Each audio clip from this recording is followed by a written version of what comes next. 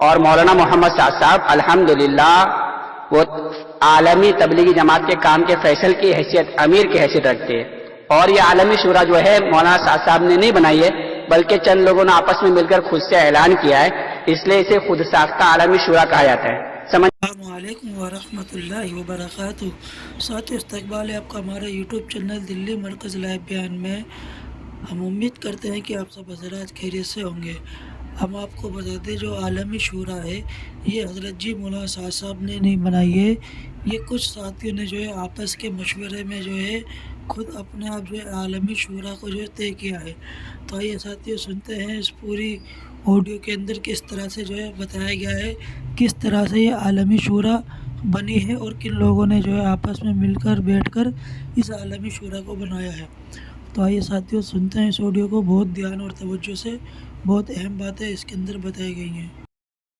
نحمد و نصلی علی رسولہ الکریم، اما بعد، بسم اللہ الرحمن الرحیم۔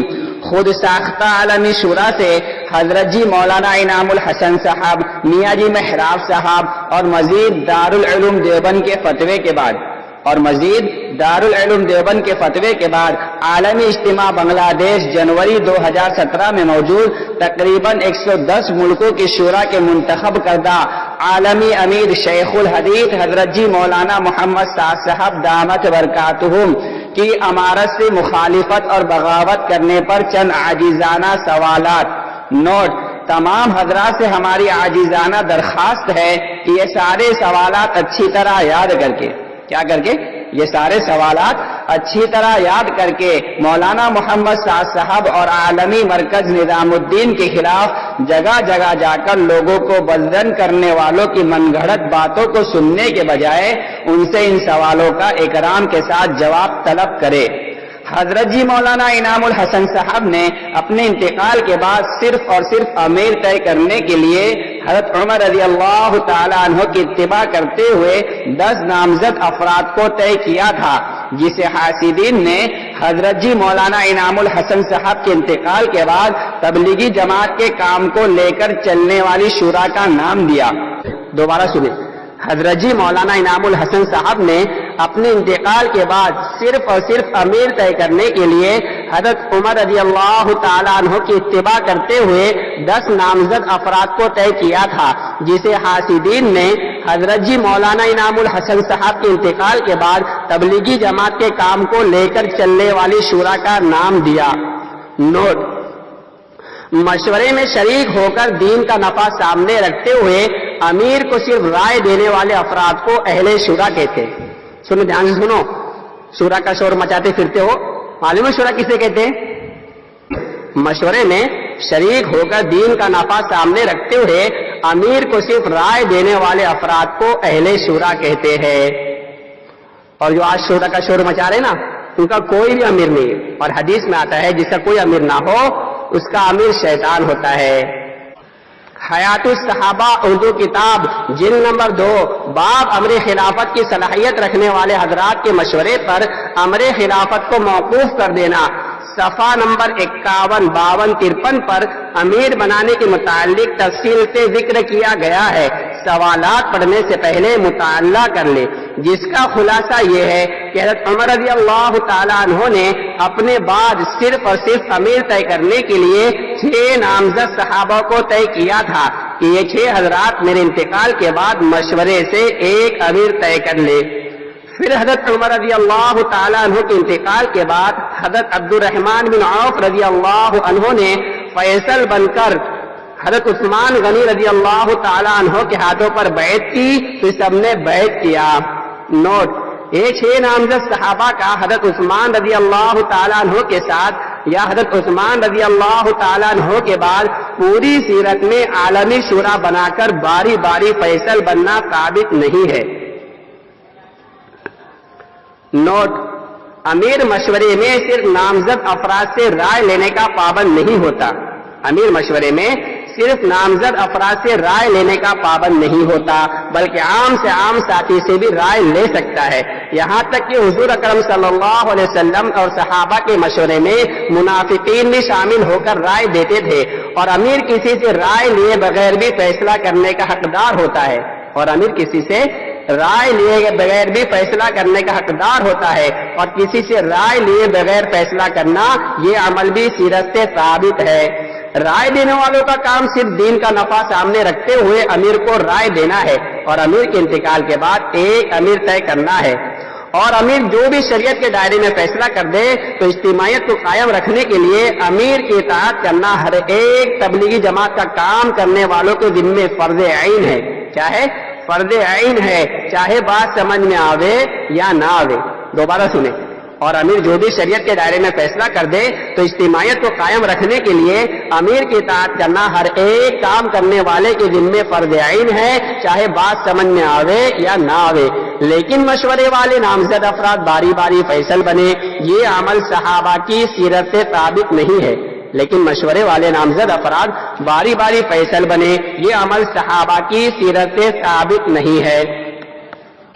حضرت جی مولانا انعام الحسن صاحب نے اپنے بعد صرف اور صرف امیر طے کرنے کے لیے 10 افراد طے کیے تھے۔ ان کے نام یہ ہے: نمبر 1 حاجی عبد الوہاب صاحب دامت برکاتہم، نمبر 2 مفتی زین العابدین صاحب، نمبر 3 مولانا سعید احمد خان صاحب، نمبر 4 حاجی عبد المقیس صاحب، نمبر 5 بھائی افضل صاحب، نمبر 6 مولانا عمر پالن پوری صاحب، نمبر 7 میاں جی محراب صاحب، نمبر 8 مولانا اظہار الحسن صاحب، نمبر 9 مولانا زبیر الحسن صاحب، نمبر 10 شیخ الحدیث حضرت جی مولانا محمد سعد صاحب کاندھیلوی دامت برکاتہم۔ نوٹ: فی الحال ان 10 افراد میں سے صرف حاجی عبد الوہاب صاحب اور شیخ الحدیث حضرت جی مولانا محمد سعد صاحب دامت برکاتہم ہی حیات ہے۔ فی الحال ان 10 افراد میں سے صرف حاجی عبد الوہاب صاحب اور شیخ الحدیث حضرت جی مولانا محمد سعد صاحب دامت برکاتہم ہی حیات ہے۔ حضرت جی مولانا انعام الحسن صاحب کے انتقال کے بعد میاں جی محراب صاحب نے فیصل بن کر کچھ مصلحت کی بنیاد پر مجبوراً، کیسے یہ جملہ رکھنا، کیسے؟ مجبوراً ایک امیر طے کرنے کے بجائے 3 فیصل طے کیے تھے۔ حضرت جی مولانا انعام الحسن صاحب کے انتقال کے بعد میاں جی محراب صاحب نے فیصل بن کر کچھ مصلحت کی بنیاد پر مجبوراً ایک امیر طے کرنے کے بجائے 3 فیصل طے کیے تھے۔ 1 مولانا اظہار الحسن صاحب، 2 مولانا زبیر الحسن صاحب، 3 شیخ الحدیث حضرت جی مولانا محمد سعد صاحب دامت برکاتہم۔ نوٹ: اس فیصلے پر اہل علم حضرات مفتی زین العابدین صاحب، مولانا سعید احمد خان صاحب اور بہت سے افراد بڑے افسوس کے ساتھ کہتے تھے کہ ہم اپنا ایک امیر طے نہیں کر سکے، کیونکہ ایک امیر کا ہونا ہی سنت ہے۔ یہ تینوں حضرات مولانا اظہار الحسن صاحب، مولانا زبیر الحسن صاحب اور مولانا محمد سعد صاحب دامت برکاتہم حضرت جی مولانا انعام الحسن صاحب کا 1995 میں انتقال کے بعد سے کام کو لے کر چلے۔ پھر مولانا اظہار الحسن صاحب کا تقریباً 1997 میں انتقال کے بعد سے مولانا زبیر الحسن صاحب اور مولانا محمد سعد صاحب 2014 تک کام کو لے کر چلے۔ پھر مولانا زبیر الحسن صاحب کے انتقال کے بعد سے اب تک 2017 یعنی تقریباً 22 سال سے، کتنے سال سے؟ یعنی تقریباً 22 سال سے الحمدللہ شیخ الحدیث حضرت جی مولانا محمد سعد صاحب دامت برکاتہم کام کو لے کر چل رہے ہیں۔ نوٹ: حضرت جی مولانا محمد سعد صاحب خود سے عالمی امیر بنے نہیں، حضرت جی مولانا محمد سعد صاحب خود سے عالمی امیر بنے نہیں، بلکہ اللہ کی طرف سے تبلیغی جماعت کے کام کرنے والے سب سے بڑے اکابرین کے بنائے ہوئے عالمی امیر بچے ہیں، یعنی باقی ہے۔ اللہ نے اپنی قدرت کو استعمال کر کے پھر سے اس تبلیغی جماعت والے کام کو الحمدللہ عین سنت کے مطابق ایک ہی امیر شیخ الحدیث حضرت جی مولانا محمد سعد صاحب دامت برکاتہم کے تابع کر دیا۔ اللہ حضرت جی کو قبول فرمائے، آمین۔ سب سے اہم نوٹ: حضرت جی مولانا انعام الحسن صاحب نے اپنے انتقال کے بعد صرف اور صرف امیر طے کرنے کے لیے 10 افراد طے کیے تھے۔ ان 10 افراد میں سے حاجی عبد الوہاب صاحب صرف ایک فرد کی حیثیت رکھتے ہیں۔ دھیان سے سنو، ورنہ بیوقوفوں کی طرح یہ بولتے پھرو گے کہ ہمارے بڑوں نے عالمی شورا بنائی ہے۔ معلوم ہے ہمارے بڑے کون ہیں؟ حاجی عبدل صاحب کو پہچانتے ہو؟ حاجی عبد الوہاب صاحب کو؟ ہمارے بڑے اکابرین میں سے. جی مولانا حاجی عبد الوہاب صاحب ہمارے بڑے اکابرین میں سے، لیکن مولانا سعد صاحب جو ہے سب سے بڑے اکابرین میں سے. یہ کیسے میں بتاتا ہوں، دیکھو دھیان سے سنو، واپس پڑھ رہا ہوں، دھیان سے سنیے.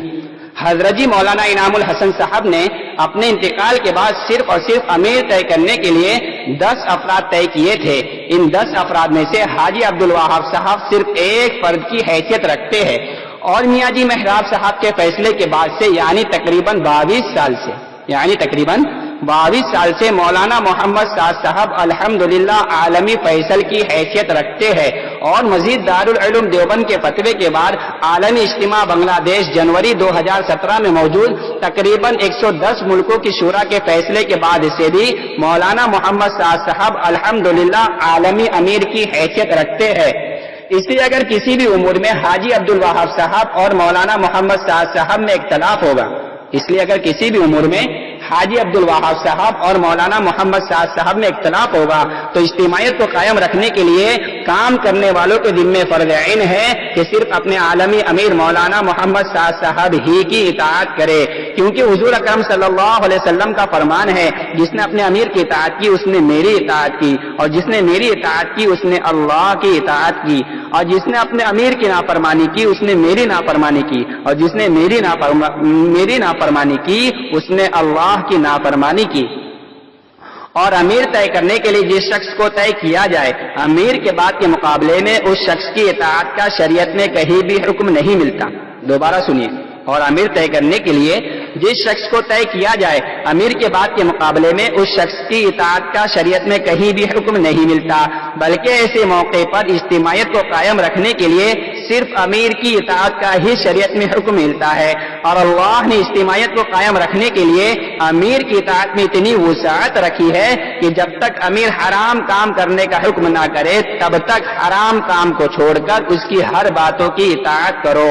اور مولانا محمد سعد صاحب نے خود ساختہ عالمی شورا کا انکار کر کے کوئی حرام کام نہیں کیا ہے. دوبارہ سنیے. اور مولانا محمد سعد صاحب نے خود ساختہ عالمی شورا کا انکار کر کے کوئی حرام کام نہیں کیا ہے، بلکہ انکار کر کے الحمدللہ عین سنت زندہ کی ہے، کیونکہ دور نبوت اور دور صحابہ سے ثابت نہیں کہ لوگ باری باری فیصل بنے. یہاں تک کہ حضرت علی اور حضرت معاویہ رضی اللہ عنہما میں شدید اختلاف پیدا ہونے پر بھی باری باری فیصل بننا ثابت نہیں ہے. نوٹ: خود ساختہ عالمی شورا کو حاجی عبد الوہاب صاحب نے نہیں بنایا ہے، بلکہ حاسدین نے حاجی عبد الوہاب صاحب کی بیماری اور کمزوری کا فائدہ اٹھا کر خود سے عالمی شورا کا اعلان کیا ہے. اور اگر دعویٰ یہ ہے کہ حاجی عبد الوہاب صاحب نے ہی بنائی ہے تو پھر بھی یہ قابل قبول نہیں ہے، کیونکہ عالمی امیر شیخ الحدیث حضرت جی مولانا محمد سعد صاحب دامت برکاتہم نے عالمی شورا کا انکار کیا ہے، کیونکہ یہ تبلیغی جماعت والا کام صرف مولانا الیاس صاحب کی ایجاد کردہ تحریک نہیں ہے بلکہ عین صحابہ والا ہی کام ہے. اس لیے صرف صحابہ کی سیرت کا پابند ہو کر ہی کیا جائے گا، اور عالمی شورا بنا کر باری باری فیصل بننا صحابہ کی سیرت سے ثابت نہیں ہے. سوالات. سوال نمبر 1. خود ساختہ عالمی شورا اس تبلیغی جماعت والے کام کو صرف مولانا الیاس صاحب کی ایجاد کردہ تحریک سمجھتے ہوئے دنیا داروں کے ناقص تجربے کے مطابق چلانا چاہتے ہیں، یا صحابہ والا کام یقین کرتے ہوئے صحابہ کے طریقے محنت کے پابند ہو کر چلانا چاہتے ہیں؟ سوال نمبر 2. اور اگر خود ساختہ عالمی شورا کے نزدیک باری باری فیصل بننا درست ہے تو پھر صحابہ کی سیرت سے ثابت کرے، کیونکہ امت کی نگاہ میں نمونہ صرف صحابہ کا عمل ہے. سوال نمبر 3. حضرت جی مولانا انعام الحسن صاحب کا اپنے بعد 10 افراد طے کرنے کا مقصد اگر تبلیغی جماعت کے کام کو لے کر چلنا تھا، حضرت جی مولانا انعام الحسن صاحب کا اپنے بعد 10 افراد طے کرنے کا مقصد اگر تبلیغی جماعت کے کام کو لے کر چلنا تھا تو یہ 10 افراد حضرت جی کے انتقال کے بعد صرف فیصل طے کر کے واپس ایک ساتھ جمع ہو کر یعنی باری باری فیصل بن کر کام کو لے کر کیوں نہیں چلے؟ سوال نمبر 4. اور یہ 10 افراد میں سے 7 افراد کا انتقال ہونے پر بھی مولانا زبیر الحسن صاحب کی حیاتی تک یعنی تقریباً 14 سال تک شورا کی تکمیل کا پروپیگنڈا کیوں نہیں کیا گیا؟ سوال نمبر 5، اور مولانا زبیر الحسن صاحب کا انتقال ہوتے ہی شورا کی تکمیل کا پروپیگنڈا شروع کر دیا، آخر کیوں، کیا وجہ ہے؟ اور مولانا زبیر الحسن صاحب کا انتقال ہوتے ہی شورا کی تکمیل کا پروپیگنڈا شروع کر دیا، آخر کیوں، کیا وجہ ہے؟ سوال نمبر 6، کیا مولانا زبیر الحسن صاحب نے حضرت جی مولانا انعام الحسن صاحب کے طے کیے ہوئے 10 افراد میں سے صرف 3 افراد باقی رہنے پر بھی، یعنی تقریباً 14 سال تک شورا کی تکمیل نہیں کر کے تبلیغی جماعت کے کام کے ساتھ کیا نعوذ باللہ خیانت کی تھی؟ دوبارہ سنیے، کیا مولانا زبیر الحسن صاحب نے حضرت جی مولانا انعام الحسن صاحب کے طے کیے ہوئے 10 افراد میں سے صرف 3 افراد باقی رہنے پر بھی، یعنی تقریباً 14 سال تک شورا کی تکمیل نہیں کر کے تبلیغی جماعت کے کام کے ساتھ کیا نعوذ باللہ خیانت کی تھی؟ اس کے علاوہ الحمدللہ تقریباً 110 ملکوں کی شورا جو عالمی اجتماع بنگلہ دیش جنوری 2017 میں موجود تھے، ان سب نے دارالعلوم دیوبند کے فتوے کے بعد کے بعد پھر سے مولانا محمد سعد صاحب کو عالمی امیر تسلیم کرتے ہوئے حضرت جی کے خطاب سے نوازا ہے۔ سوال نمبر 7، کیا 110 ملکوں کی شورا نے بھی دارالعلوم دیوبند کے فتوے کے بعد حضرت جی مولانا محمد سعد صاحب کو عالمی امیر تسلیم کر کے تبلیغی جماعت کے کام کے ساتھ کیا نعوذ باللہ خیانت کی ہے؟ بنگلہ دیش اجتماع میں موجود تقریباً 110 ملکوں کی شورا کا اعلان کی اسکین کاپی انگلش میں موجود ہے اور اردو میں بھی موجود ہے، اور جو حضرات عالمی اجتماع بنگلہ دیش جنوری 2017 میں موجود نہیں تھے وہ ان حضرات سے تحقیق کر لے جو موجود تھے، اور جنہیں اوریجنل کاپی اطمینان حاصل کرنے کے لیے دیکھنا ہو تو بنگلہ دیش وغیرہ جا کر خود دیکھ لے۔ اور اس کے علاوہ عالمی مرکز نظام الدین میں 8 دسمبر 2015 ملک کے پرانوں کے مشورے میں مخالفین کے مطالبے پر، کس کے مطالبے پر؟ مخالفین کے مطالبے پر 8 افراد کی نامزد شورا بھی بنائی گئی۔ دوبارہ سنیے، اور اس کے علاوہ عالمی مرکز نظام الدین میں 8 دسمبر 2015 ملک کے پرانوں کے مشورے میں مخالفین کے مطالبے پر 8 افراد کی نامزد شورا بھی بنائی گئی۔ نمبر 1 مولانا یعقوب صاحب، نمبر 2 مولانا ابراہیم دیولا صاحب، نمبر 3 مولانا احمد لاڈ صاحب، نمبر 4 مولانا ظہیر الحسن صاحب، نمبر 5 میاں جی عظمت صاحب، نمبر 6 مولانا عبدالستار صاحب، نمبر 7 پروفیسر عبدالعلیم صاحب، نمبر 8 مولانا یوسف صاحب ابن حضرت جی مولانا محمد سعد صاحب۔ اور اس شورا کا امیر پورے ملک کے پرانوں کے مشورے سے حضرت جی مولانا محمد سعد صاحب کو پھر سے طے کیا گیا تھا، اور اس شورا کا امیر پورے ملک کے پرانوں کے مشورے سے حضرت جی مولانا محمد سعد صاحب کو پھر سے طے کیا گیا تھا۔ بھائی فاروق بنگلور کے ہاتھوں سے لکھی ہوئی، بھائی فاروق کو پہچانتے ہو نا، بنگلور والے، بھائی فاروق بنگلور کے ہاتھوں سے لکھی ہوئی 8 دسمبر 2015 کو نظام الدین میں بنی شورا کی اسکین کاپی موجود ہے، اور جو حضرات اس مشورے میں موجود نہیں تھے ان سے تحقیق کر لے جو موجود تھے، اور جنہیں اوریجنل کاپی دیکھنا ہو خود نظام الدین جا کر دیکھ لے۔ سوال نمبر 8، نظام الدین مرکز میں اپنے مطالبے پر نامزد شورا بنوانے کے باوجود بھی عالمی شورا کا پروپیگنڈا کر کے امت کو 2 طبقے میں بانٹ کر آپس میں کیوں لڑوانا چاہتے ہو؟ سوال نمبر 9، اور امت کی جانی مالی قربانی سے بنی اجتماعیت کو ختم کر کے آخرکار کیا حاصل کرنا چاہتے ہو؟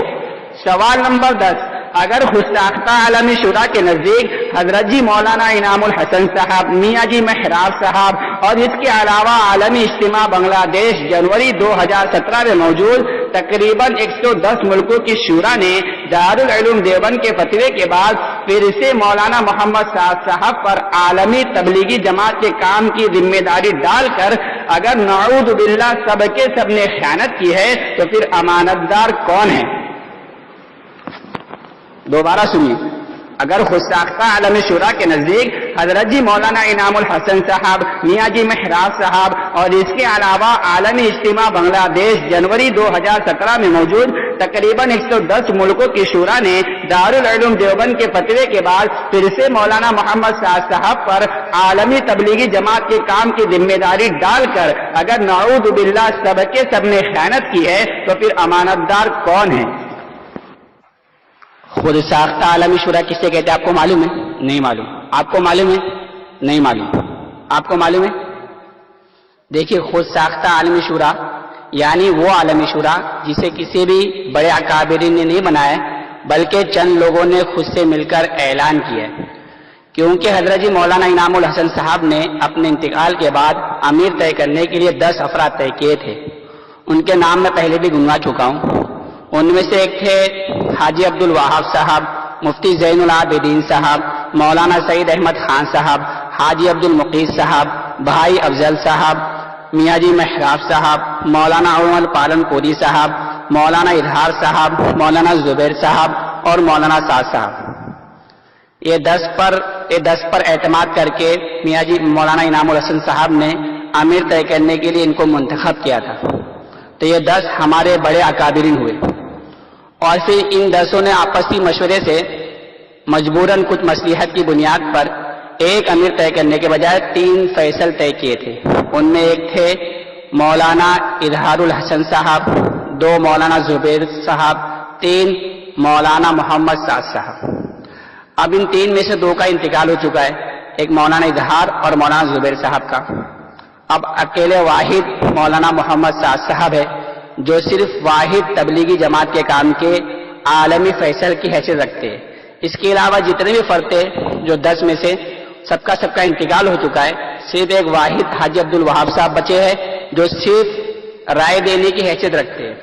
ان کو عالمی فیصل نہیں طے کیا گیا ہے. اور مولانا محمد سعد صاحب الحمدللہ وہ عالمی تبلیغی جماعت کے کام کے فیصل کی حیثیت امیر کی حیثیت رکھتے ہیں.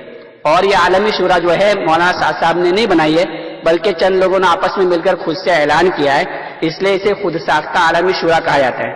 سمجھ میں آ رہی بات؟ سوال نمبر 11.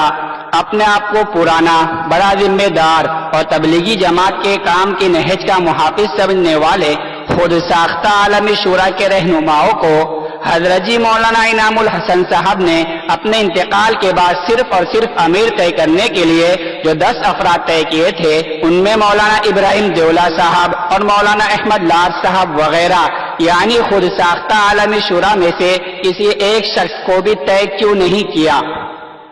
دوبارہ سنیے. اپنے آپ کو پرانا، بڑا ذمہ دار اور تبلیغی جماعت کی کام کی نہج کا محافظ سمجھنے والے خود ساختہ عالمی شورا کے رہنماؤں کو حضرت جی مولانا انعام الحسن صاحب نے اپنے انتقال کے بعد صرف اور صرف امیر طے کرنے کے لیے جو 10 افراد طے کیے تھے ان میں مولانا ابراہیم دیولا صاحب اور مولانا احمد لار صاحب وغیرہ یعنی خود ساختہ عالمی شورا میں سے کسی ایک شخص کو بھی طے کیوں نہیں کیا؟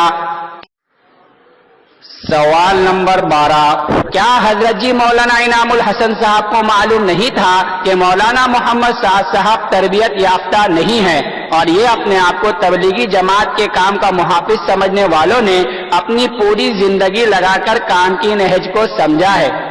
سوال نمبر 13.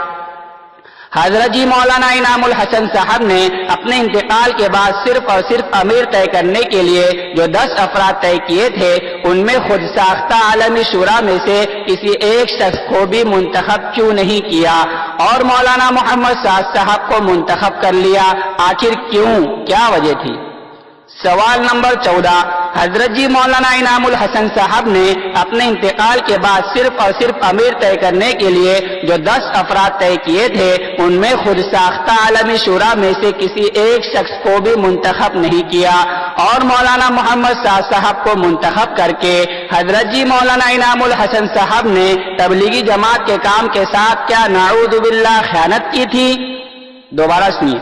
حضرت جی مولانا انعام الحسن صاحب نے اپنے انتقال کے بعد صرف اور صرف امیر طے کرنے کے لیے جو 10 افراد طے کیے تھے ان میں خود ساختہ عالمی شورا میں سے کسی ایک شخص کو بھی منتخب نہیں کیا اور مولانا محمد سعد صاحب کو منتخب کر کے حضرت جی مولانا انعام الحسن صاحب نے تبلیغی جماعت کے کام کے ساتھ کیا نعوذ باللہ خیانت کی تھی؟ سوال نمبر 15، بڑے بڑے مخلص اکابرین مولانا سعید احمد خان صاحب، مفتی زین العابدین صاحب، حاجی عبد الوہاب صاحب، مولانا عمر پالن پوری صاحب، حاجی عبد المقیس صاحب وغیرہ کے رہتے ہوئے میاں جی محراب صاحب نے مولانا محمد سعد صاحب کو عالمی فیصل طے کیوں کیا؟ آخرکار کیا وجہ تھی؟ سوال نمبر 16، کیا خود ساختہ عالمی شورا کے نزدیک میاں جی محراب صاحب نے بھی مولانا محمد سعد صاحب کو عالمی فیصل طے کر کے تبلیغی جماعت کے کام کے ساتھ کیا نعوذ باللہ خیانت کی تھی؟ سمجھ میں آ رہی نا بات؟ دوبارہ سنیے، کیا خود ساختہ عالمی شورا کے نزدیک میاں جی محراب صاحب نے بھی مولانا محمد سعد صاحب کو عالمی فیصل طے کر کے تبلیغی جماعت کے کام کے ساتھ کیا نعوذ باللہ خیانت کی تھی؟ سوال نمبر 17، حضرت جی مولانا انعام الحسن صاحب اور میاں جی محراب صاحب خود ساختہ عالمی شورا کے نزدیک کیا صاحب فراست ہے یا نہیں ہے؟ سوال نمبر 18، ہم اہل فراست حضرت جی مولانا انعام الحسن صاحب اور میاں جی محراب صاحب کو سمجھے یا خود ساختہ عالمی شورا کی اطاعت کرنے والوں کو سمجھے؟ دوبارہ سنیے، ہم اہل فراست حضرت جی مولانا انعام الحسن صاحب اور میاں جی محراب صاحب کو سمجھے یا خود ساختہ عالمی شورا کی اطاعت کرنے والوں کو سمجھے؟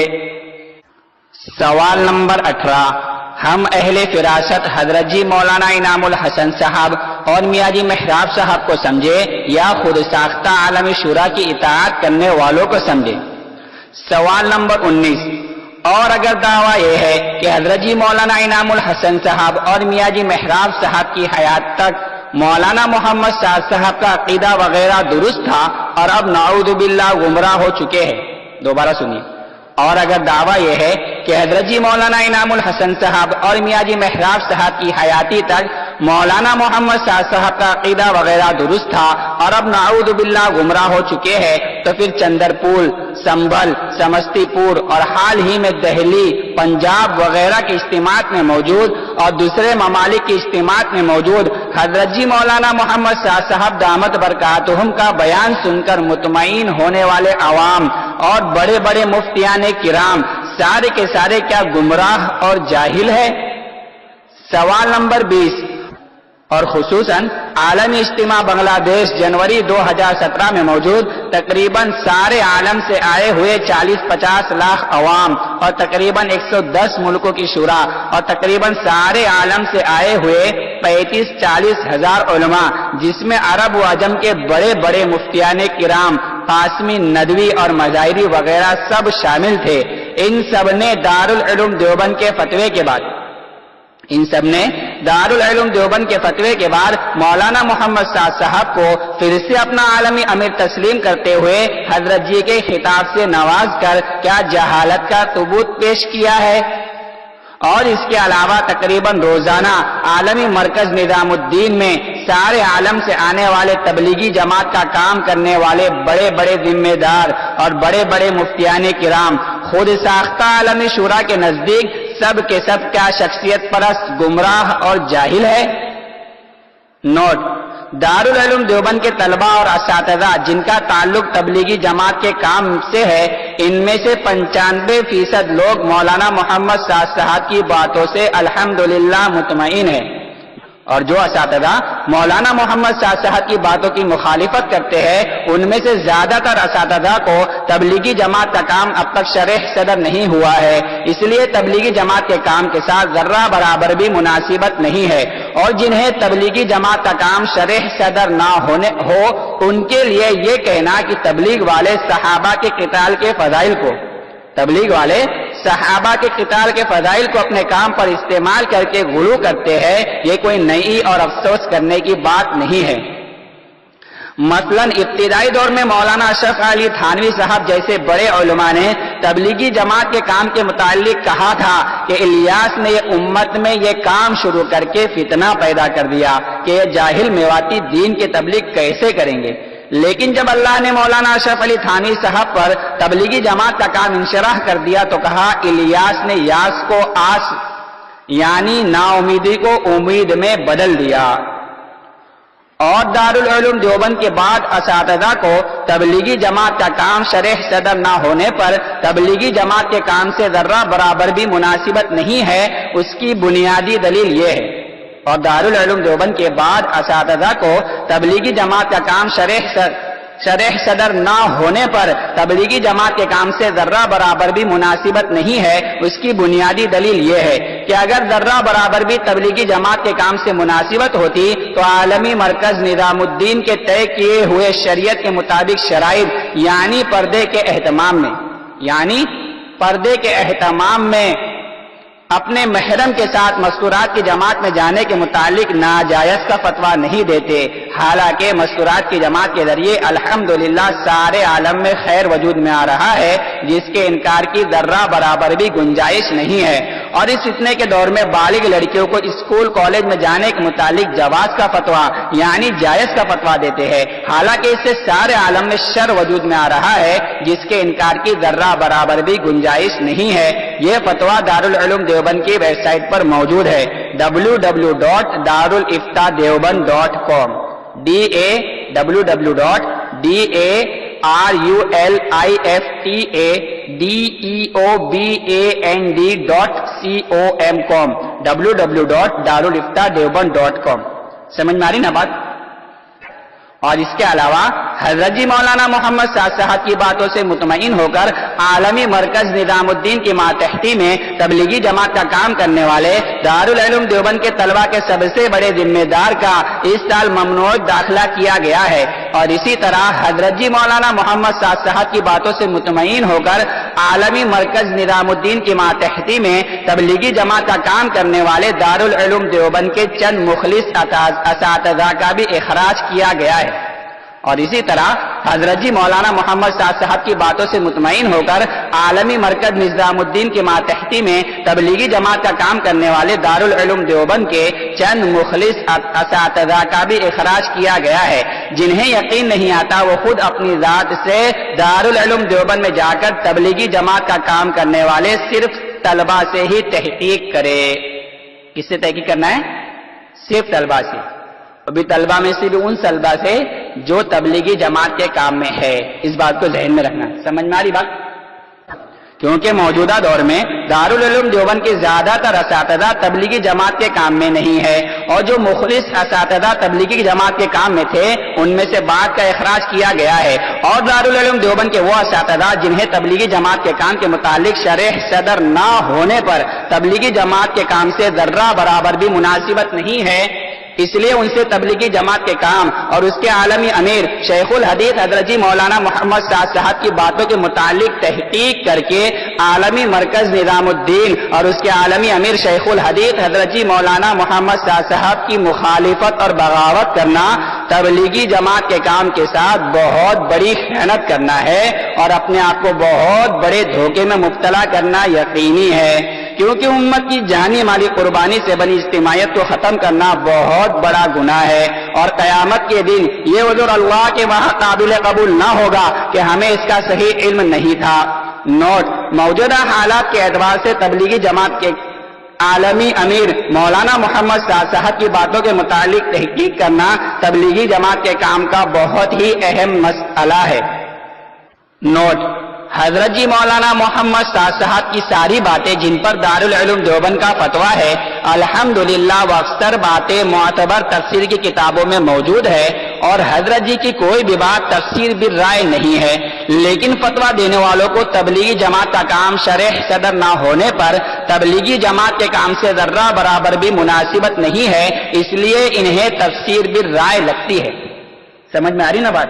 دھیان سے سنیے، دوبارہ پڑھ رہا ہوں۔ حضرت جی مولانا محمد سعد صاحب کی ساری باتیں جن پر دارالعلوم دیوبند کا فتویٰ ہے الحمدللہ وہ اکثر باتیں معتبر تفسیر کی کتابوں میں موجود ہے، اور حضرت جی کی کوئی بھی بات تفسیر بالرائے نہیں ہے، لیکن فتویٰ دینے والوں کو تبلیغی جماعت کا کام شرح صدر نہ ہونے پر تبلیغی جماعت کے کام سے ذرہ برابر بھی مناسبت نہیں ہے، اس لیے انہیں تفسیر بالرائے لگتی ہے۔ اکثر باتیں تفسیر کی کتابوں میں موجود ہونے کے باوجود بھی حضرت جی مولانا محمد سعد صاحب نے تواضع اختیار کرتے ہوئے 4 مرتبہ، کتنی مرتبہ؟ 4 مرتبہ رجوع نامہ بھیج کر تفسیر بھی رائے کا معاملہ بھی ختم کیا۔ حضرت جی مولانا محمد سعد صاحب کی اکثر باتیں جن پر دارالعلوم دیوبند کا فتویٰ ہے معتبر تفسیر کی کتابوں میں موجود ہے۔ جنہیں یقین نہیں آتا وہ مفتی سلیمان صاحب غازی آباد اور مفتی سلمان صاحب مظاہری دامت برکاتہم کا حضرت جی مولانا محمد سعد صاحب کی باتوں پر لگے فتوے کا تفصیلی جوابات کا مطالعہ کر لے۔ آج کل یہ جوابات PDF فائل کی شکل میں واٹس ایپ پر گشت کر رہا ہے۔ کہاں ملے گا جوابات؟ PDF فائل کی شکل میں واٹس ایپ پر گشت کر رہا ہے۔ اللہ تعالی حاسدین کی شر سے حضرت جی کی حفاظت فرمائے، آمین۔ نوٹ: دعوت کے کام اور تبلیغ سے مراد صرف تبلیغی جماعت کا کام ہے، حالانکہ تعلیم وغیرہ بھی تبلیغ میں شمار ہوتا ہے۔ نوٹ: جس طرح بدن کے کسی حصے کے خراب ہو جانے پر مجبوراً اسے کاٹنا پڑتا ہے، اسی طرح مجبوراً یہ بات لکھنی پڑی، کیونکہ دارالعلوم دیوبند الحمدللہ ایک معتمد ادارہ ہے اور اعتماد کرنا بھی ضروری ہے۔ سمجھ میں آ رہی بات؟ دوبارہ سنیے۔ جس طرح بدن کے کسی حصے کے خراب ہو جانے پر مجبوراً اسے کاٹنا پڑتا ہے، اسی طرح مجبوراً یہ بات لکھنی پڑی، کیونکہ دارالعلوم دیوبند الحمدللہ ایک معتمد ادارہ ہے اور اعتماد کرنا بھی ضروری ہے۔ لیکن دارالعلوم دیوبند کے چند لوگوں کی وجہ سے جنہیں تبلیغی جماعت کا کام شرح صدر نہ ہونے پر تبلیغی جماعت کے کام سے ذرہ برابر بھی مناسبت نہیں ہے، ان کی باتوں میں آ کر بھولی بھالی امت کے کچھ لوگ جس عالمی مرکز نظام الدین کی برکت سے سارے عالم میں خیر اور اجتماعیت قائم ہو رہی تھی، وہ بھولی بھالی امت کے چند لوگ ان کی باتوں کو بنیاد بنا کر عالمی مرکز نظام الدین اور اس کے عالمی امیر شیخ الحدیث حضرت جی مولانا محمد سعد صاحب کی مخالفت پر آمادہ ہو رہے ہیں۔ مستورات کی جماعت میں جانے کے متعلق ناجائز کا فتویٰ ہے، اس کی لنک موجود ہے۔ کیا ہوا بھائی، آپ کو یقین نہیں آ رہا؟ مولانا حقیقت پیش کرو تو آپ لوگوں کو یقین نہیں آتا، اور مولانا سعد صاحب کے متعلق الزامات تہمت لگائی جاتی ہے تو آپ لوگ فوراً یقین کر لیتے ہو اور بلا جھجک بلا تحقیق اس کو واٹس ایپ پر اور سوشل میڈیا پر شیئر کر دیتے ہو، اور ابھی آپ کو حقیقت پیش کی جا رہی تو آپ کو بدہضمی ہو رہی ہے۔ دیکھو دھیان سے سنو، جو میں پڑھ رہا ہوں نا یہ حقیقت ہے۔ آپ کو اس کے فتوے کی لنک ہے میرے پاس موجود، مانگتا ہے تو میں آپ لوگوں کو فتویٰ پڑھ کے سناتا ہوں۔ فتوے تو بہت سارے ہیں لیکن 2-3 فتوے پڑھ کے سناؤں گا، اس لیے دھیان سے سنیے۔ دیکھو اس کو فتوے کو چیک کرنے کا طریقہ آسان طریقہ یہ ہے، 2 طریقے ہیں۔ آسان طریقہ یہ ہے کہ آپ کو انٹرنیٹ پہ جا کر www.daruliftadeoband.com لکھنا پڑے گا۔ www.daruliftadeoband.com www.daruliftadeoband.com جب آپ اس پہ کلک کریں گے تو آپ کو ایک طریقہ تو یہ ہے کہ آپ ہوم لکھ کر آئے گا، ہوم پر آپ کو کلک کرنا ہے، پھر اس کے اندر فتویٰ سرچ لکھ کر آئے گا تو آپ کو فتوے کا نمبر ڈالنا ہے۔ جیسے مثال کے طور پہ ابھی جو پڑھنے جا رہا ہوں فتویٰ، اس کا نمبر ہے 57954۔ یہ فتوے نمبر ڈال کے آپ سرچ کرو گے تو ڈائریکٹ فتویٰ اوپن ہو جائے گا۔ دوسرا طریقہ یہ ہے کہ جب آپ اس ویب سائٹ کو اوپن کریں گے تو اس میں اردو فتویٰ اور انگلش فتویٰ لکھ کر آئے گا، تو اردو فتوے پر آپ کو کلک کرنا ہے۔ پھر اس کے بعد بہت سارے عنوانات آئیں گے، اس کے اندر عقائد و ایمانیات میں دعوت و تبلیغ کر کے ایک باب ہے، سب سے اخیر میں اس پر آپ کلک کریں گے تو مستورات کی جماعت میں جانے کے متعلق ناجائز کے سارے فتوے آپ کو اس میں مل جائیں گے۔ دیکھو میں پڑھ رہا ہوں، دھیان سے سنیے۔ یہ سوال کسی نے انڈیا سے پوچھا تھا، کیا مستورات کو تبلیغی جماعت میں جانا جائز ہے؟ اگر ہاں تو کن شرائط کے ساتھ جا سکتی ہے؟ اگر جائز نہیں تب بھی قرآن و حدیث کی روشنی میں جواب عنایت فرما کر شکریہ کا موقع دے۔ جواب 6 مارچ 2015 کو دیا گیا ہے۔ بسم اللہ الرحمن الرحیم۔ ہمارے دارالعلوم دیوبند سے مستورات کو تبلیغی جماعت میں دور دراز اپنے محرم کے ساتھ بھی جانے کی اجازت نہیں دی جاتی فتنے کی وجہ سے۔ نیز نبی کریم صلی اللہ علیہ وسلم اور صحابہ کرام سے کوئی ایسی حدیث نہیں ملتی جس میں ان حضرات نے محض دعوت و تبلیغ کے لیے عورتوں کو بھیجا ہو۔ دارالعلوم دیوبند کا فتویٰ آپ چاہے تو منگوا سکتے ہیں۔ دوسرا فتویٰ بھی ہے عقائد و ایمانیات کے اندر دعوت و تبلیغ کے بعد میں. یہ سوال کسی نے بنگلہ دیش سے پوچھا تھا. سوال: آج ہمارے یہاں مستورات کے نام سے عورتوں کی تبلیغی جماعت نکل رہی ہے، کیا یہ جائز ہے؟ جواب 7 جولائی 2008 کو دیا گیا ہے. بسم اللہ الرحمن الرحیم. خیر القرون کے دور سے لے کر اب سے چند سال پہلوں تک اس کی کوئی نظیر نہیں ملتی اور نہ ہی عورت دعوت و تبلیغ کی مکلف ہے. دیکھو بات ذہن میں رکھنا کیا جواب دے رہے. خیر القرون کے دور سے لے کر اب سے چند سالوں پہلے تک اس کی کوئی نظیر نہیں ملتی اور نہ ہی عورت دعوت و تبلیغ کی مکلف ہے. تیسرا سوال بھی عقائد و ایمانیات میں ہے دعوت و تبلیغ کے بعد میں. سوال پاکستان سے کسی نے پوچھا ہے، کیا عورتیں اپنے محرم جیسے باپ، بھائی، شوہر کے ساتھ تبلیغ کو جا سکتی ہے؟ جماعت تبلیغ ایسا ہی کر رہی ہے. جواب 1 سپٹمبر 2007 میں دیا گیا ہے. بسم اللہ الرحمن الرحیم. عورتوں کو بلا ضرورت شرعیہ و طبعیہ باہر نکلنا منع ہے، اس لیے نماز کی جماعت میں ان کو آنے کی اجازت نہیں دی گئی ہے. اس لیے عورتوں کو خواہ اپنے محرم باپ، بھائی، شوہر کے ساتھ ہی جانا ہو، تبلیغ کی جماعت میں جانا پسندیدہ عمل نہیں ہے. ذہن میں رکھنا یہ بات. تبلیغ کی جماعت میں جانا پسندیدہ عمل نہیں ہے، لیکن عورتوں کو دین کی باتوں کا سیکھنا بھی نہایت ضروری ہے تاکہ ان کے عقائد و اعمال درست ہو اور بچوں کی صحیح تربیت کر سکے. اس لیے ان کے واسطے بہتر ہے کہ گھر پر ہی دینی کتاب، کہاں پر یہ بات بھی ذہن میں رکھنا، گھر پر ہی دینی کتاب مثلا فضائل اعمال، بہشتی زیور وغیرہ پڑھنے اور سننے کا معمول بنا لے. اور مقامی طور پر عورتیں کسی جگہ اکٹھا ہو کر کسی عالم کا بیان سن لیا کرے یا تبلیغی جماعت کی طرف سے عورتوں کا اجتماع کا جو نظم ہو اس میں شرکت کر لیا کرے. یہ ہو گیا مستورات کی جماعت میں جانے کے متعلق. اور بھی انشاءاللہ ایک اور پڑھ کے میں آپ لوگوں کو سناتا ہوں. اس سوال کا جواب 24 جون 2015 کو دیا گیا ہے. اس کا فتویٰ نمبر ہے 59863. سوال: کیا فرماتے ہیں علماء دین و مفتیان شرع متین مسئلے ذیل میں؟ کیا عورتوں کا تبلیغ کے لیے سفر کرنا مع محرم درست ہے؟ جواب: بسم اللہ الرحمن الرحیم. حضرت صلی اللہ علیہ وسلم اور صحابہ کرام رضی اللہ عنہم اور تابعین رحمہ اللہ کے زمانے میں تبلیغ کے لیے عورتیں سفر نہ کرتی تھی، اور نہ آپ صلی اللہ علیہ وسلم اور نہ صحابہ نے تبلیغ کے لیے عورتوں کو سفر کرنے کا حکم فرمایا ہے، نہ خود تبلیغ کے لیے سفر میں روانہ کیا. اس عمل سے یہ ثابت ہے کہ عورتوں کو تبلیغ کے لیے سفر کرنا جائز نہیں. سمجھ میں آ رہی نا بات؟ دھیان سے سنو.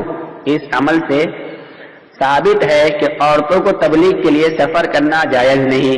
خیر القرون کے زمانے میں اگر کسی عورت کو کسی مسئلے کی ضرورت ہوتی تو حضرت صلی اللہ علیہ وسلم یا ازواج مطہرات یا صحابہ کی بیویوں سے آ کر دریافت کر لیتی تھی. تبلیغ مردوں کے ذمے اس زمانے میں مقرر تھی اور عورتیں پردے کے ذریعے سے احکام کو معلوم کر کے دین کی باتیں سیکھتی تھی. مردوں کا کام یہ تھا کہ وہ اپنی عورتوں کو دین سے واقف کرائے. حضرت صلی اللہ علیہ وسلم اور صحابہ کرام تبلیغ کے لیے سفر کرتے تھے، جہاد میں جاتے تھے، لیکن عام طور پر سب عورتوں کو اپنے ساتھ نہ لے جاتے تھے. جب اس خیر کے زمانے میں یہ صورتحال رہی تو اس شر اور فتنوں کے زمانے میں عورتوں کو تبلیغ کے لیے سفر کرنا اگرچہ محرم کے ساتھ ہی کیوں نہ ہو کیوں کر جائز ہو سکتا ہے. یہ خیال کہ عورتوں کو کس طرح تبلیغ ہوگی اس بنا پر صحیح نہیں کہ ان کے مرد ان کو تبلیغ کرے. یہ خیال کہ عورتوں کو کس طرح تبلیغ ہوگی اس بنا پر صحیح نہیں کہ ان کے مرد ان کو تبلیغ کرے اور دین کے احکام ان کو سکھائے، اور خود مرد دین کی باتیں دوسرے واقف کاروں سے سیکھے یا سیکھنے اور سکھلانے کے لیے سفر کرے. ورنہ عام طور پر عورتوں کا تبلیغ کے لیے سفر کرنا فتنے کے دروازوں کا کھول دینا ہے، جو آج دنیا پر نظر ڈالنے سے مشاہد بھی ہے. بالغ لڑکیوں کو کالج یونیورسٹیوں میں جانے کے متعلق جائز کا فتویٰ ہے، اس کے بھی لنک موجود ہے. اس کو بھی دیکھنے کا طریقہ یہ ہے کہ آپ کو انٹرنیٹ پر جا کر www.darulifta.deoband.com لکھنا ہے. پھر جب یہ ویب سائٹ اوپن ہوگی تو اس میں انگلش فتویٰ اردو فتویٰ لکھ کر آئے گا. اردو فتوے پر آپ کو کلک کرنا ہے. اس کے بعد اس میں بہت سارے عنوان آئیں گے. معاشرت والے عنوان کے اندر ایک باب ہے تعلیم و تربیت، اس پہ آپ کو کلک کرنا ہے. اس میں آپ کو بالغ لڑکیوں کا کالج یونیورسٹی میں جانے کے متعلق سارے جائز کے فتوے مل جائیں گے. اس میں سے میں پڑھ کے آپ کو سنا رہا ہوں. سنیے سوال: کیا میں اپنی بہن کو ریگولر BSc کے لیے کالج یا یونیورسٹی بھیج سکتا ہوں؟ کالج لڑکیوں کا ہے اور وہاں استانیہ پڑھاتی ہے، لیکن کالج ہمارے علاقے سے دور ہے، جس کے لیے وہاں لڑکیوں کا اپنا ہاسٹل ہے. ہاسٹل اور کالج کے درمیان راستہ وہ بغیر محرم کے روزانہ 2 مرتبہ طے کرے گی. ذہن میں رکھنا ہے بات. ہاسٹل اور کالج کے درمیان راستہ وہ بغیر محرم کے روزانہ 2 مرتبہ طے کرے گی. یہ بات ذہن میں رکھنا. جواب: 5 نومبر 2016 کو دیا گیا ہے. بسم اللہ الرحمن الرحیم. اگر ہاسٹل اور کالج کے درمیان کا راستہ بغیر محرم طے کرنے میں فتنے کا اندیشہ ہو تو اس کالج میں پڑھانا جائز نہیں، اور اگر فتنے کا اندیشہ نہ ہو، مثلا اسکول بس وغیرہ سے آنا جانا ہو، تو کوئی مضائقہ نہیں، یعنی اجازت دے دی. مضائقہ نہیں یعنی بھیج سکتے. سمجھ میں آ رہی نا بات؟ مگر بہرحال اس پرفتن دور میں اس سے بھی احتیاط بہتر ہے. یہاں تو بھی تو کہہ سکتے تھے نا کہ نبی کریم صلی اللہ علیہ وسلم کے زمانے میں ایسی حدیث ملتی نہیں اور صحابہ کرام نے کسی کو سفر ایسا بھیجا نہیں ہے صحابہ کے زمانے میں کالج یونیورسٹیوں میں. اور کیا ضرورت ہے پڑھنے کی؟ ضروری ہے کیا؟ جس طرح کہا تھا فضائل اعمال بہشتی زیور گھر میں لا کے پڑھ لو، ادھر بھی تو کہہ سکتے تھے کہ فزکس کی کیمسٹری کتاب گھر کے گھر میں پڑھ لو. اور فتنے کا زیادہ خطرہ ہے، یہاں اللہ معاف فرمائے سب جائز ہے. سمجھ میں آ رہی نا میری بات؟ اور وہاں ناجائز ہے. دیکھو میں کیا سمجھنا چاہتا ہوں، بات کو سمجھو آپ لوگ، خالی سنو نہیں، سمجھنا بھی آپ لوگ. دوسرا فتویٰ بھی معاشرت کے اندر تعلیم و تربیت کے اندر ہے. کوئز سے کسی نے سوال کیا ہے. فتویٰ نمبر ہے 21841. سوال: کیا لڑکیوں کو اسکول، کالج اور یونیورسٹی بھیجنا جائز ہے جب وہ ادارہ صرف مستورات کے لیے ہو اور پڑھانے والی اساتذہ بھی عورتیں ہو، لڑکے اس اسکول، کالج، یونیورسٹی میں نہ ہو؟ جواب: 3 مئی 2010 کو دیا گیا ہے. بسم اللہ الرحمن الرحیم. صورت مسئولہ میں لڑکیوں کے لیے شرعی پردے کا معقول انتظام ہو، آمد و رفت میں بھی پردے کا پورا اہتمام ہو، اور اجنبی مردوں سے اختلاط نہ ہو، تو ان اداروں میں تعلیم دلانے میں شرعاً کوئی حرج نہیں. یہاں کیا کہہ رہے؟ شرعاً کوئی حرج نہیں. اور وہاں پر حدیث ہی نہیں ملتی تھی. اللہ معاف کرے، یہاں پہ سب مل گیا لگتا ہے. اس لیے کیا کہہ رہے؟ یہاں پر لگتا ہے سب مل گیا. صحابہ کے زمانے سے، صحابہ کے دور میں، تابعی کے دور میں ایسا لگ رہا ہے نعوذ باللہ جیسے صحابہ یونیورسٹی اور کالجوں میں بھیجا کرتے تھے. اس لیے یہاں کیا کہہ رہے؟ شرعاً کوئی حرج نہیں، اور وہاں پر ان کو حدیث ہی نہیں ملی. سمجھ میں آ رہی نا ہماری بات؟ تیسرا فتویٰ ہے. تیسرا فتویٰ بھی معاشرت کے اندر تعلیم اور تربیت کے باب میں ہے. سوال یونائٹڈ اسٹیٹ آف امریکہ سے کسی نے پوچھا ہے. حضرت ہم لوگ امریکہ میں رہتے ہیں، یہاں 99% تعلیمی ادارے مخلوط ہے. مخلوط سمجھتے نا؟ مخلوط یعنی لڑکے اور لڑکی دونوں ساتھ میں ایک ہی کلاس میں بیٹھ کر پڑھیں گے، اس کو کیا بولتے ہیں؟ مخلوط. یہ بات ذہن میں رکھنا. کیا ہم لوگ وہاں تعلیم حاصل کر سکتے ہیں یا نہیں؟ دوبارہ سنیے. حضرت ہم لوگ امریکہ میں رہتے ہیں، یہاں 99% تعلیمی ادارے مخلوط ہے، کیا ہم لوگ وہاں تعلیم حاصل کر سکتے ہیں یا نہیں؟ بچوں کے تمام اسکول مخلوط تعلیم والے ہیں. کچھ اسلامک اسکول بھی ہے چونکہ پرائیویٹ ہے، اور وہ بھی مخلوط تعلیم کے ہیں اور بہت مہنگے ہیں، یعنی بہت فیس ہے. ان کو جو کہ ایک عام آدمی کے بس میں نہیں ہے. ان سب باتوں کو دیکھتے ہوئے آپ ہماری رہنمائی فرمائیں کہ تعلیم کا حصول کیسے کیا جائے، خاص طور پر بچوں کی تعلیم کا کیا کیا جائے؟ جواب 24 مئی 2009 کو دیا گیا ہے. فتویٰ نمبر ہے 12785. بسم اللہ الرحمن الرحیم.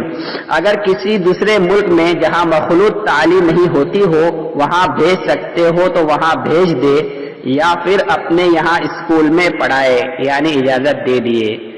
لڑکا اور لڑکی ساتھ میں بیٹھ کر ایک کلاس میں پڑھنا جائز ہے، اجازت دے دی. اور مستورات کی جماعت میں جانا اپنے محرم کے ساتھ شرعی پردے میں ناجائز ہے. اس کی حدیث نہیں ملی، اس کی حدیث مل گیا. اس کا جواز کا فتویٰ دے رہے. بات سمجھ میں آ رہی؟ دیکھو دوبارہ سنو. اگر کسی دوسرے ملک میں جہاں مخلوط تعلیم نہیں ہوتی ہو وہاں بھیج سکتے ہو تو وہاں بھیج دے، یا پھر اپنے یہاں اسکول میں پڑھائے یعنی لڑکے لڑکی ساتھ میں بیٹھ کر پڑھنے کی اجازت دے دیے. اور روزانہ 4 بجے کے بعد سے آپ کے یہاں مساجد میں دینی مدرسے چل رہے ہیں، اس میں بھیج دیا کرے تاکہ غلط اثرات کی ہر روز دھلائی ہو جایا کرے. روزانہ اپنے بچوں کو خود ہی پہنچائے اور چھٹی کے وقت اسکول سے خود ہی لائے تاکہ بچے آوارہ گردی سے محفوظ رہے. سمجھ میں آ رہی بات؟ یہ اس بات کی دلیل ہے کہ مستورات کی جماعت کے متعلق خیر القرون میں اس کی مثال نہیں ملتی، پسندیدہ عمل نہیں ہے.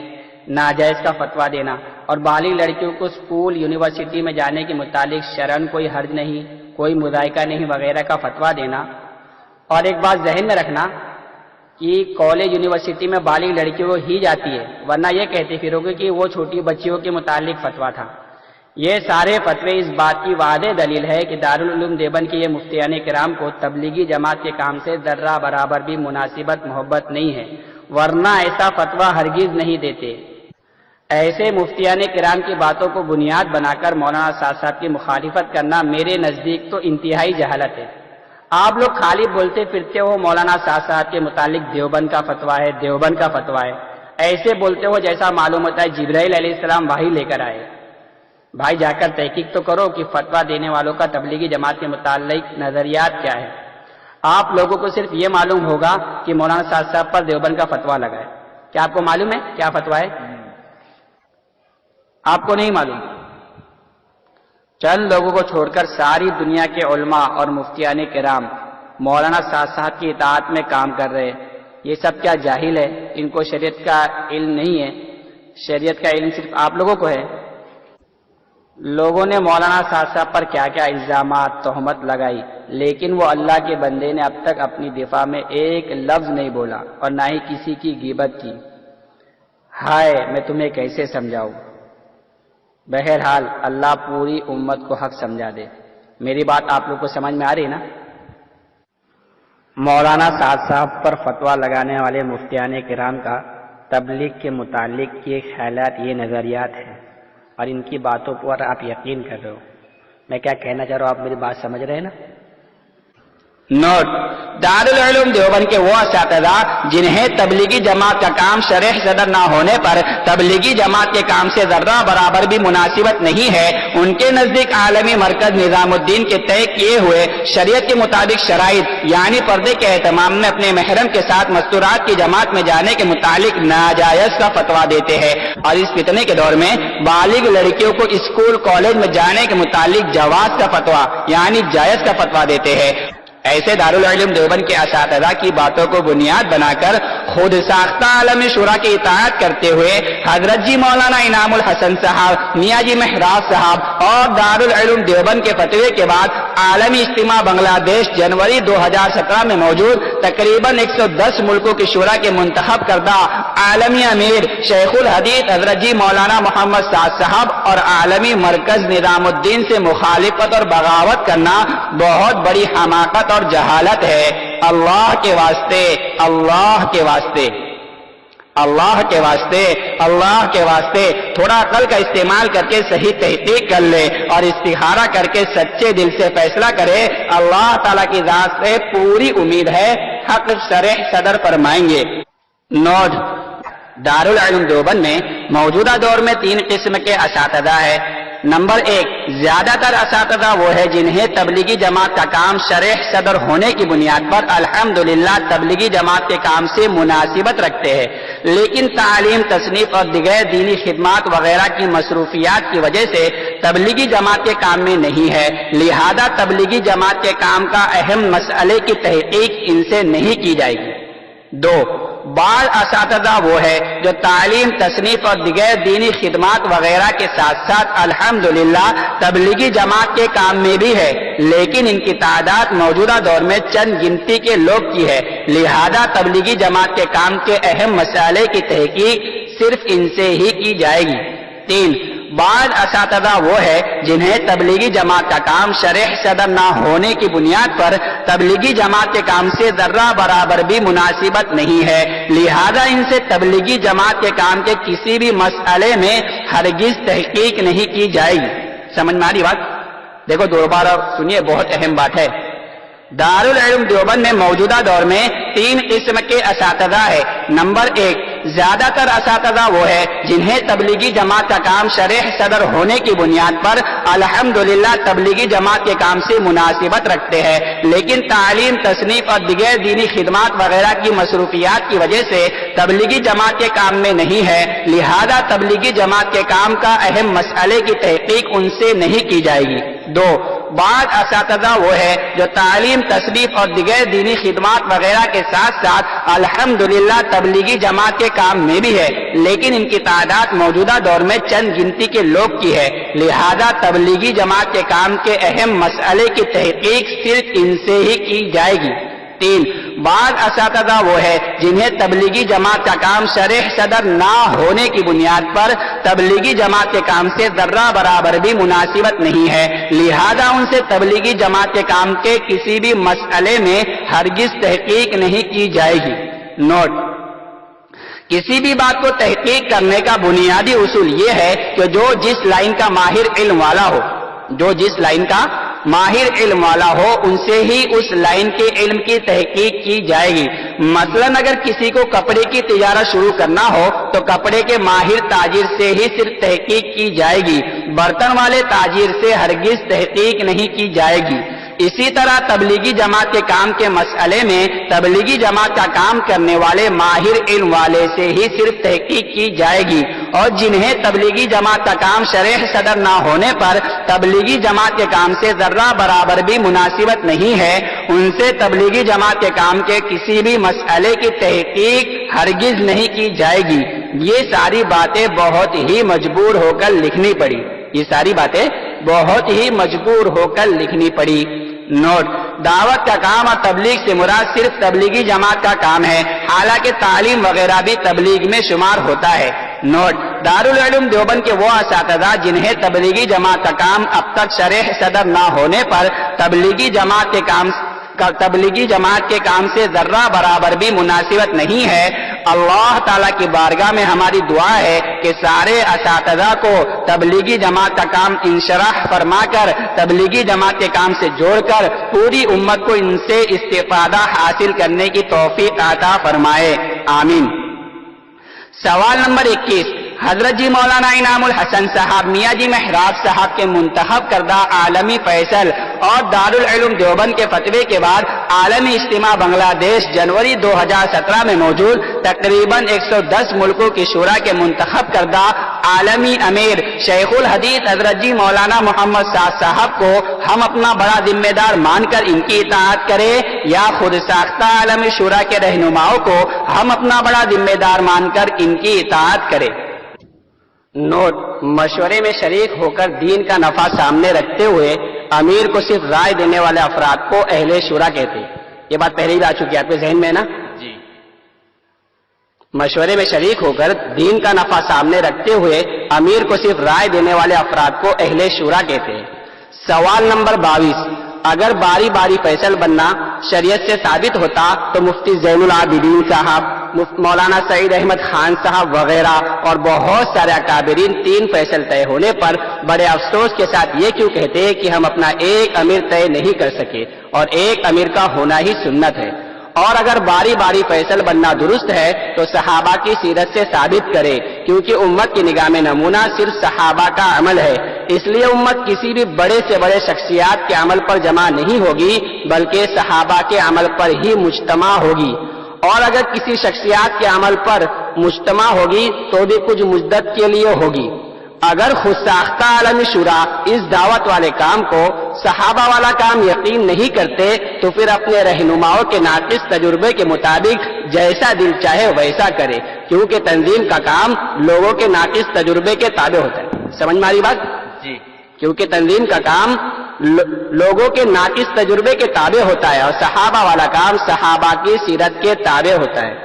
نوٹ: اجتہاد اس مسئلے میں کیا جاتا ہے جو واضح طور پر نصوص اور صحابہ کی سیرت سے ثابت نہ ہو.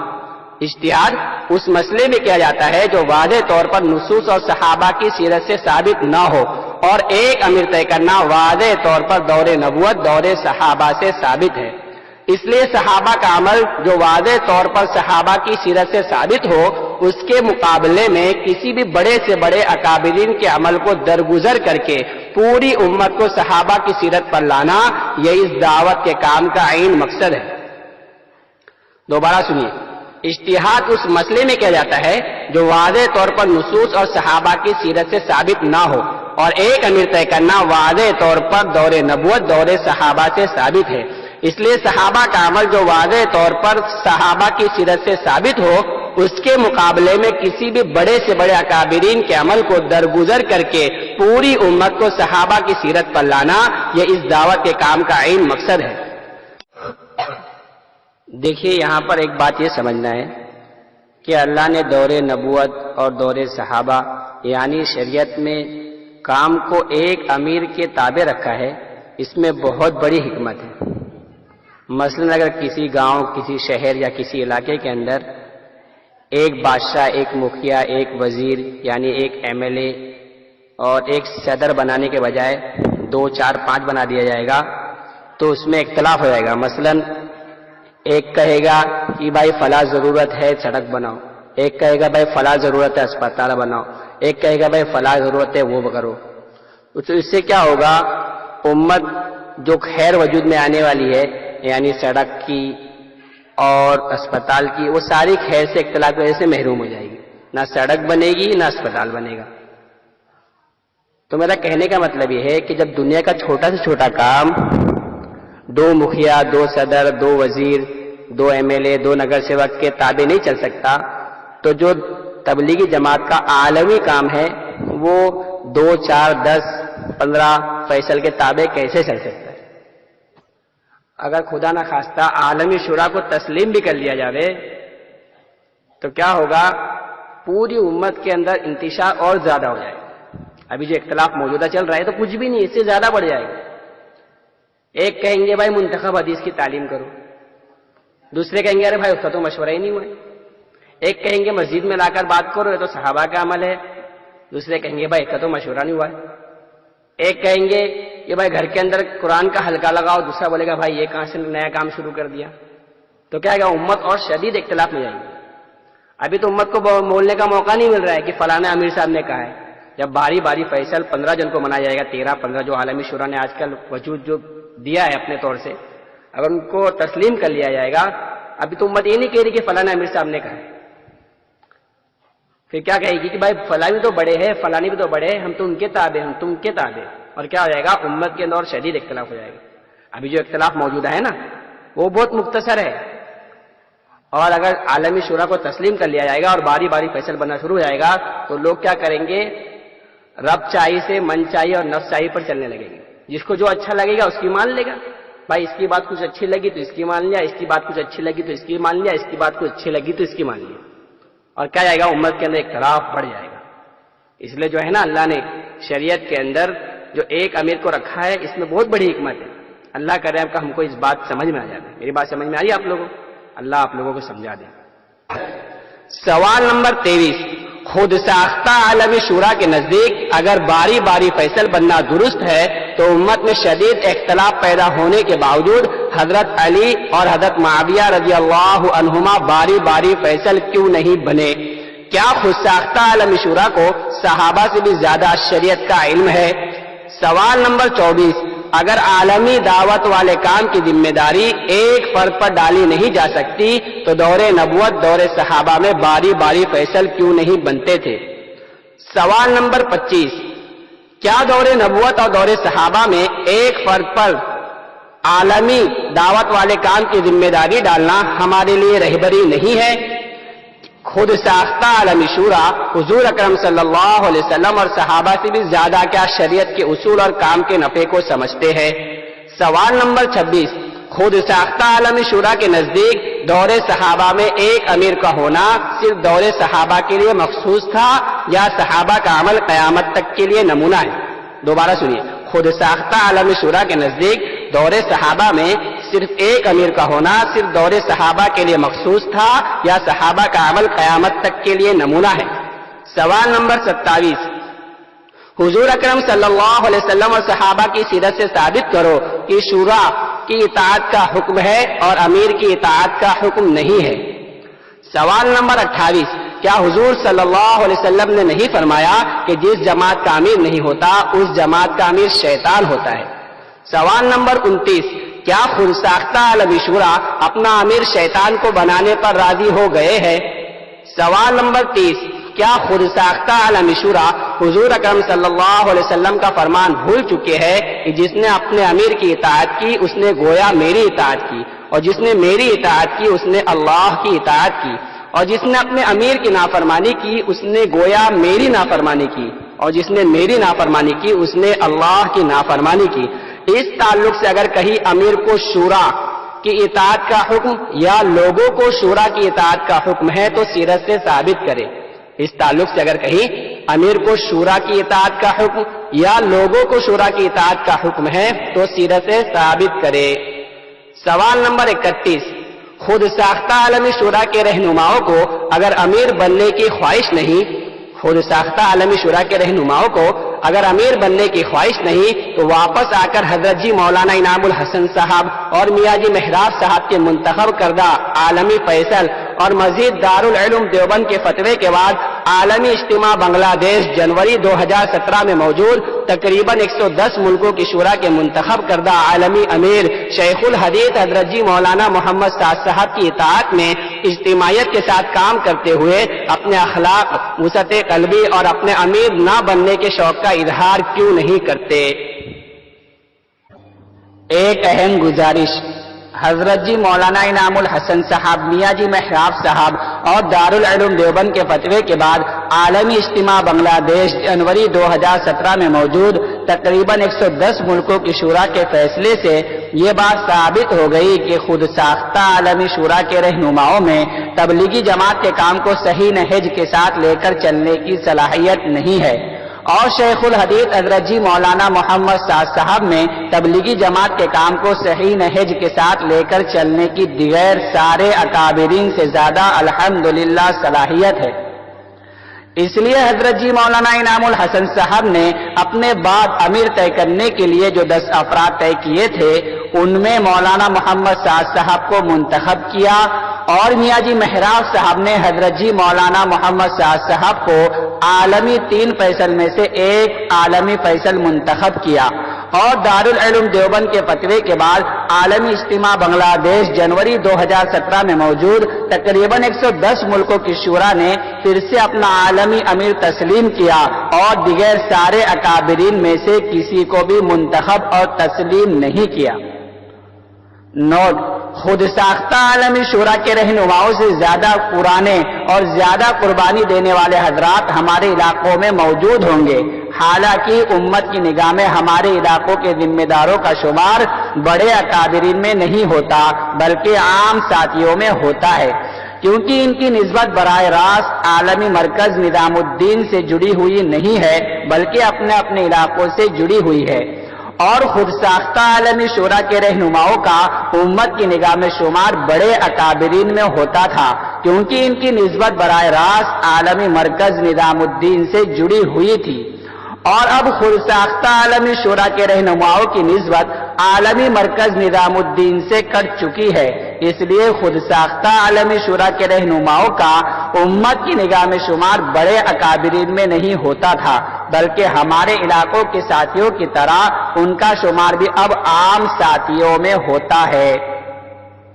لہذا تمام خود ساختہ عالمی شورا کے رہنماؤں کی اطاعت کرنے والوں سے ہماری دردمندانہ گزارش ہے، لہذا تمام خود ساختہ عالمی شورا کے رہنماؤں کی اطاعت کرنے والوں سے ہماری دردمندانہ گزارش ہے کہ اللہ کے واسطے ہمارے بڑے، ہمارے پرانے ذمہ دار کہہ کر اندھا دھن ان کی اطاعت کر کے امت کی برسوں کی جانی مالی قربانی سے بنی اجتماعیت کو ختم کرنے میں تعاون نہ کرے، بلکہ خود اپنی ذات سے عالمی مرکز نظام الدین میں جا کر حضرت جی مولانا یوسف صاحب اور حضرت جی مولانا انعام الحسن صاحب کے صحبت یافتہ اکابرین اور دارالعلوم دیوبند میں جا کر تبلیغی جماعت کا کام کرنے والے صرف طلبہ سے ہی صحیح تحقیق کر لے، کیونکہ موجودہ دور میں دارالعلوم دیوبند کے زیادہ تر اساتذہ تبلیغی جماعت کے کام میں نہیں ہے، اور جو مخلص اساتذہ تبلیغی جماعت کے کام کو عالمی مرکز نظام الدین کی ماتحتی میں کرنے والے تھے، ان میں سے بعض کا اخراج کیا گیا ہے۔ کون سے اساتذہ کا تبلیغی جماعت کے متعلق کیا نظریات ہے اسے پہچاننا بہت مشکل ہے۔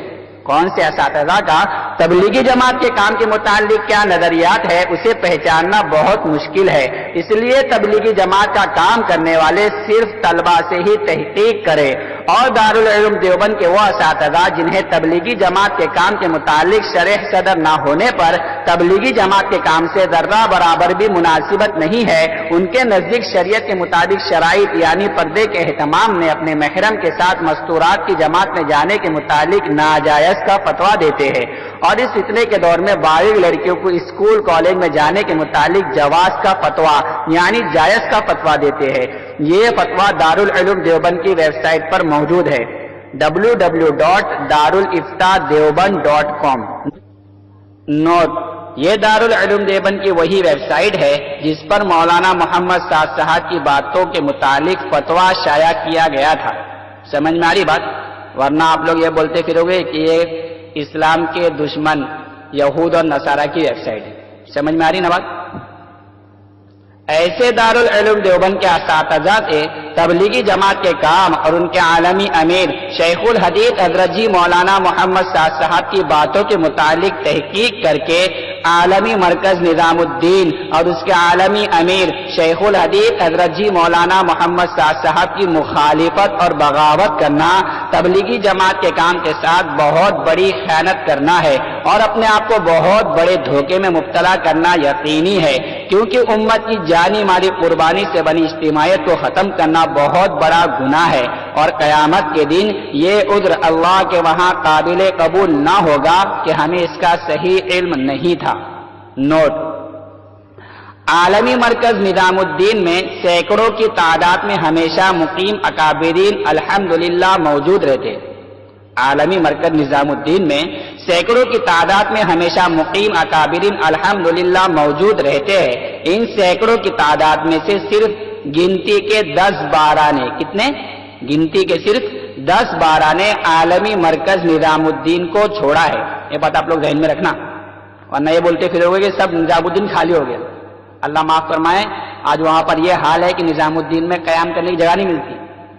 جماعتیں جاتی ہے یا جوڑ وغیرہ ہوتا ہے تو اللہ کے کارگزار بتا رہے ہیں، میں خود اپنی آنکھوں سے جا کر دیکھ کر آیا ہوں کہ وہاں پر یہ حال ہے کہ قیام کرنے کی مرکز میں جگہ نہیں ملتی۔ اس کے قریب میں مرکزی مسجد ہے وہ بھی فل ہو جاتی ہے، اس کے قریب میں کالی مسجد کر کے ایک مسجد ہے وہ بھی فل ہو جاتی ہے۔ الحمدللہ امت کا رجحان اور زیادہ نظام الدین طرف ہوتا جا رہا ہے۔ اللہ نظام الدین کی حفاظت فرمائے۔ سمجھ میں آ رہی بات؟ دیکھو یہ بات واپس سنیے۔ نوٹ: عالمی مرکز نظام الدین میں سینکڑوں کی تعداد میں ہمیشہ مقیم اکابرین الحمدللہ موجود رہتے ہیں۔ ان سینکڑوں کی تعداد میں سے صرف گنتی کے 10-12 نے عالمی مرکز نظام الدین کو چھوڑا ہے۔ حضرت جی مولانا یوسف صاحب اور حضرت جی مولانا انعام الحسن صاحب کے صحبت یافتہ عالمی مرکز نظام الدین میں فی الحال موجود سارے اکابرین بھی کیا شخصیت پرست، گمراہ اور جاہل ہے؟ نوٹ: اللہ تعالیٰ نے ہم سب پر فضل فرما کر حضرت ابوبکر صدیق رضی اللہ تعالیٰ عنہ کی نسل سے الحمدللہ عالمی امیر عطا فرمایا ہے۔ اللہ تعالیٰ ہم سب کو اس عظیم نعمت کی قدر کرنے کی توفیق عطا فرمائے، آمین۔ الحمدللہ شیخ الحدیث حضرت جی مولانا سعد صاحب کا شجرہ حضرت ابوبکر صدیق رضی اللہ تعالیٰ عنہ تک محفوظ ہے۔ شیخ الحدیث حضرت جی مولانا محمد سعد صاحب ابن مولانا ہارون بن مولانا یوسف بن مولانا الیاس بن مولانا محمد اسماعیل بن غلام حسین بن کریم بخش بن غلام محی الدین گریا بن مولانا حکیم محمد ساجد بن مولانا فیض محمد بن مولانا حکیم محمد شریف بن مولانا محمد اشرف جھنجھانوی بن مولانا جمال محمد شاہ بن نور محمد عرف بابن شاہ بن قاضی بہاؤالدین بن شیخ محمد بن قاضی کریم الدین بن امام تاج الدین بن امام حاج بن عمر بن فخر الدین بن عود بن ابو جعفر محمد بن عبداللہ بن محمد بن عبداللہ بن اموبیہ بن سعد بن حسین بن قاسم بن نظر بن قاسم بن محمد بن عبداللہ بن عبد الرحمن بن قاسم بن محمد بن حضرت ابو بکر صدیق رضی اللہ تعالی عنہ۔ نوٹ: اگر بھول چوک سے اس شجر نسب میں کوئی غلطی ہو تو معاف کرنا۔ نوٹ: یہ سارے سوالات صرف تبلیغی جماعت سے متعلق افراد کے لیے ہے، دوسرے حضرات اس میں دخل اندازی کر کے اپنا قیمتی وقت ہرگز ضائع نہ کرے، کیونکہ جس طرح امام کو صرف مقتدی لقمہ دے سکتا ہے اور جو امام کے ساتھ نماز میں شریک نہیں اسے لقمہ دینے کا کوئی حق نہیں، اور نہ ہی امام کو اس کا لقمہ لینا قابل قبول ہوگا۔ بالکل اسی طرح یہ تبلیغی جماعت کا مسئلہ ہے، باہر کے افراد کو لقمہ دینے کا کوئی حق نہیں اور نہ ہی اس کا لقمہ دینا قابل قبول ہوگا۔ اللہ تعالی ہمارے ساتھیوں کو حق بات سمجھا کر سچی پکی توبہ کی توفیق عطا فرما کر عالمی امیر شیخ الحدیث حضرت جی مولانا محمد سعد صاحب کاندھیلوی دامت برکاتہم کی اطاعت میں اجتماعیت کے ساتھ تبلیغی جماعت کے کام کو کرنے کی توفیق عطا فرمائے، آمین۔ مجھے رہزنوں سے گلہ نہیں، تیری رہبری کا سوال ہے۔ ان سوالوں کا جواب جاننے کے لیے امت بہت بہت منتظر ہے۔ وآخر دعوانا ان الحمد للہ رب العالمین۔ تو ساتھی، یہ جو چھوٹی سی آڈیو ہم نے آپ کے سامنے رکھی، اس کے اندر آپ کو جو ہے ساری باتیں سمجھ میں آ گئی ہوں گی کہ عالمی شورا کن لوگوں نے بنائی اور کیسے عالمی شورا کو جو ہے وجود لایا گیا۔ تو ساتھی، اس آڈیو کے متعلق آپ کی جو بھی رائے ہو آپ اپنی رائے ہمارے ساتھ ضرور شیئر کریں۔ تو پھر ملیں گے اسی طرح اور کوئی نئے بیان اور اجتماع کی اپڈیٹ کے ساتھ۔ جب تک آپ ہمارے اس ویڈیو کو زیادہ سے زیادہ لائک شیئر سبسکرائب کریں، انشاءاللہ۔ اب آپ ہمیں دیں اجازت۔